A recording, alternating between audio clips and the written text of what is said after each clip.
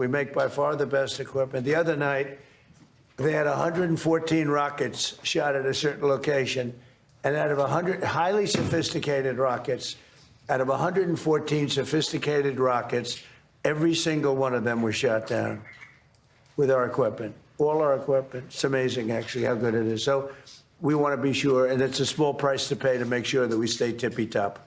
Mr. President, lastly, Mr. President, you Thank you, said. Mr. President. The Treasury Secretary this morning said there were defections among Iranian leadership.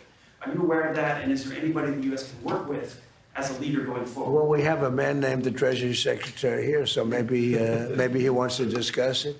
Does anybody know? Do you know who he is? Central Casting. Yeah, so Ed, we are seeing the defections at all levels as they're starting to sense what's going on with the regime. It doesn't get reported here in the U.S. very well, but we are trouncing them from the air, and the regime will probably collapse within itself. At Treasury, we've seen where they've wired their money out of the country. We're coming for that. We're going to get it back to the Iranian people. Mr. Are you seeing defections? On Israel, There's a lot of military defections also. You have a lot of military defections in Iran. I don't blame them. Thank you, Mr. President. Have you talked to Prime Minister Netanyahu about attacking the oil and gas fields? Yeah, I did. I told him, don't do that, and he won't do that. We didn't discuss. We do, we're independent, but get along great. It's coordinated, but on occasion, he'll do something, and if I don't like it, and so we're not doing that anymore. And the last one, if I could, the Fed chairman told me yesterday that he plans to stay until a new Fed chairman is confirmed, and he also plans to stay on the board until the investigation into the Federal Reserve is done. Well, he's under investigation because he's building a building for hundreds of billions of dollars more than it's supposed to cost.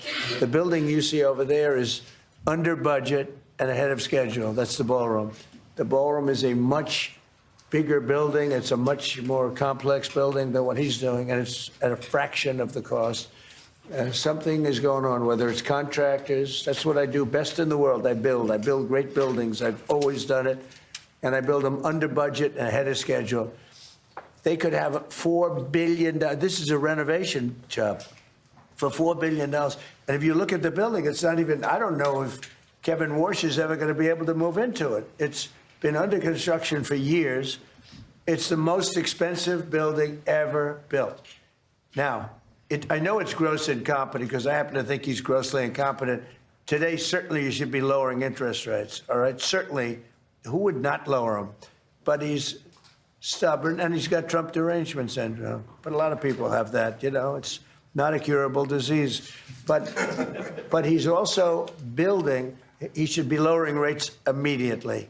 But he won't do that because he's a stubborn, incompetent person, and that's a bad thing. When you're stubborn and incompetent, I think it's the worst combination. And he's also not a smart person.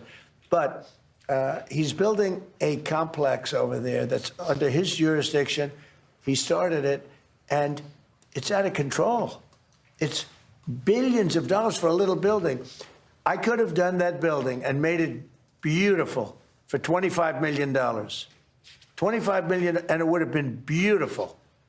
Look what I've done at the White House, fixing it up. And I mean, the place was in bad shape. You see the floors and everything. It was in bad shape. I could have made that building beautiful for $25 million. They're spending $4 billion. All right. So there is criminality. Maybe it's with the contractor, but because I know more about contractors than any human being maybe that's ever lived. But that contractor is a very rich man. Whoever the contractor is, and we know, but whoever the contractor is an extremely rich man. He's going to make, he could make millions of dollars. I'm hearing numbers from $3 to $4 billion. That would make it the most expensive building on a square foot basis ever built in history. And you're not even building a building, it's a renovation. The exterior skin is staying, the steel is staying, the structure. So all I want to do is bring out to the public that this guy is incompetent. He's a very incompetent guy. And he may be a dishonest guy, but somebody's dishonest because there's no way that building can be $3 to $4 billion. Mr. President. President. Thank you. Please. Mr. President, you just mentioned Japan. This looks like one of your people right here. Thank you. Is he good or bad? Good, is he a good reporter or bad? Don't you know? So. Not a, all right, he looks like a nice guy. Go ahead. Mr. President, you just mentioned Japan is stepping up. What kind of the support do you expect from Japan in the future? Look, I expect Japan to step up because, we have that kind of relationship. And we step up for Japan. We have 45,000 soldiers in Japan. We spend a lot of money on Japan. And we've had that kind of a relationship. So I'm not surprised that they would step up. We don't need much. We don't need anything. I mean, honestly, we don't need anything from Japan or from anyone else. But I think it's appropriate that people step up. In the case of Japan, I hear they get more than 90% of their oil through the strait. So that's a big reason to step up. I mean, we've demolished, that country is close to demolished. The only thing is the strait. It's very hard. You could take two people and they could drop little bombs in the water and they're holding things up. We don't want that to happen. But honestly, Japan, China, Europe, parts of Europe, get a lot of their oil through the strait. We get none, practically. We're less than 1%. We don't have to be any percent. We don't even, I think we do it just to be nice. But we, think of it, we don't use the strait. We're defending the strait for everybody else. And then in the case of NATO, they don't want to help us defend the strait, and they're the ones that need it. But now they're getting much nicer because they're seeing my attitude. They're getting much nicer. But it's, as far as I'm concerned, it's too late. UK wants to send aircraft carriers now. And I said, I want the aircraft carriers before the war. I don't want them after the war is won. They want to send me aircraft carriers after the war. There's practically nobody to shoot at them. Their missile count is down, Pete. Maybe you could discuss it by about 90-something%. The drones are way down, and the factories are being demolished. Maybe. Yes, sir. Our missiles being shot are down over 90% since the beginning. One-way attack drones down 90% since the beginning, which is a reflection of overwhelming firepower. But you mentioned the most important part, Mr. President. Their defense industrial base. If you can't make more of it in the future, then you have a limited supply. And so we're going after all of their defense contractors that make all of their exquisite weapons and ensuring that even if they wanted to rebuild more launchers or more missiles, they couldn't in the future. And that's a level of devastation for their military that they've never seen before. So we have, in literally 2 weeks, we've demolished their Navy, their Air Force. All technology is gone. All communication is gone. And all of the leaders are gone. Other than that, they're doing quite well. Okay, how about one more question for the Prime Minister? Let me pick a beautiful-looking person from Japan. A question for the Prime Minister. Go ahead. Me? Yeah. Thank you. Oh, he doesn't believe he's beautiful. Oh, okay. He's sounding shy. We Go have ahead, people, please. of course, know Japan and US are very good friends. But one question: why didn't you tell US allies in Europe and Asia, like Japan, about the war before attacking Iran? So we are very confused about we Japanese Well, citizens. one thing, you don't want to signal too much. When we go in, we went in very hard, and we didn't tell anybody about it because we wanted surprise. Who knows better about surprise than Japan? Okay? Why didn't you tell me about Pearl Harbor? Okay? Right? He's asking me. No, you believe in surprise, I think, much more so than us. And we had to surprise him, and we did. And because of that surprise, we knocked out, the first 2 days, we probably knocked out 50% of what and much more than we anticipated doing. So if I go and tell everybody about it, there's no longer a surprise, right? Okay, one more for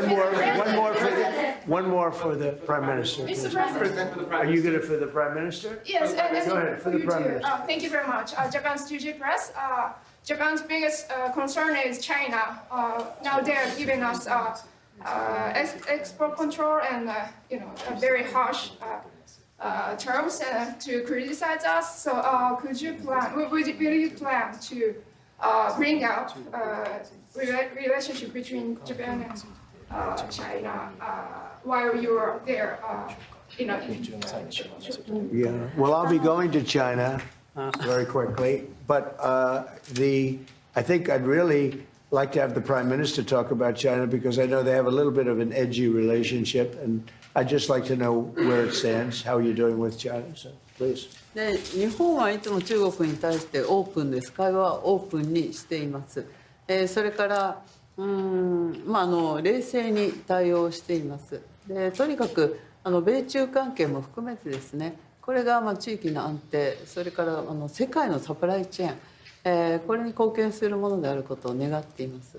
日本は常にオープンです。So first of all, Japan has been consistently open to dialogue with China. And also, second, we have been addressing our relations with China in a calm manner.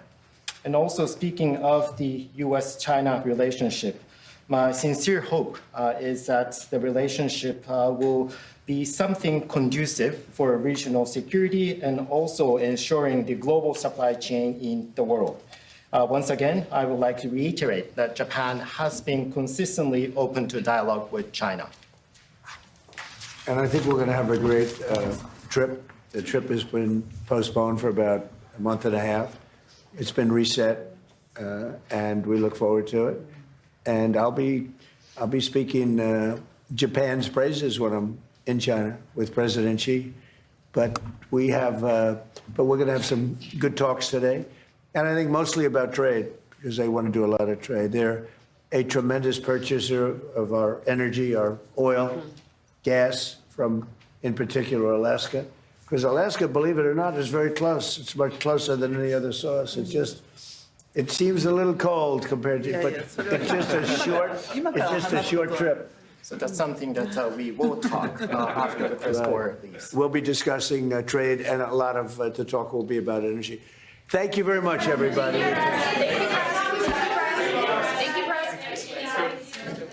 So U.S. President Donald Trump is hosting Japanese Prime Minister Sanae Takaishi at the White House as the U.S.-Israel war against Iran approaches the 3-week mark.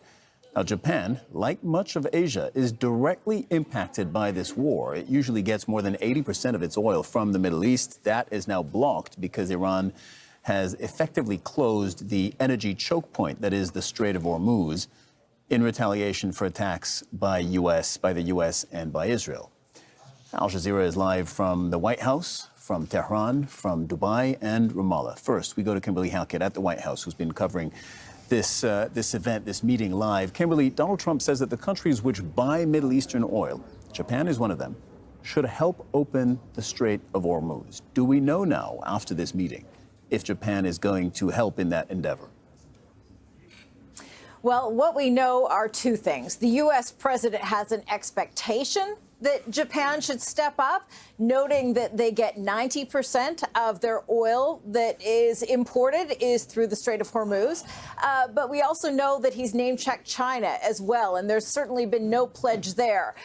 What we have heard ahead of this meeting is that there has been a statement, a joint statement that was put out by not only some NATO leaders, but also Japan, that essentially signaled that the allies would not be sending ships, but instead are contributing